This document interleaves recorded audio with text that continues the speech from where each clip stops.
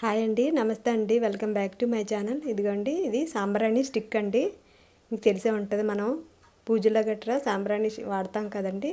ఆ స్టిక్ ఇలా వెలిగించి, అంటే మనం గుగ్గిలో సాంబ్రాణి వేయడానికి నిప్పులు రాజేయాలి కదండి. అలా రాజేసి పని లేకుండా ఇదిగోండి, ఈ స్టిక్ ముందు ఇలా వెలిగించుకోవాలి. వెలిగించి ఇదిగోండి గుగ్గిలో లేదా సాంబ్రాణి ఏదైనాండి, నేను 2 రకాలు వాడుతుంటానండి.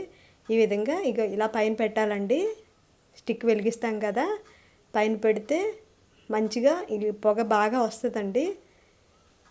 బొగ్గులు రాజేసి బొగ్గులు అయ్యే వరకు చాలా టైం తీసుకుంటుంది కదండి. అలా కాకుండా ఈ విధంగా చేసి చూడండి.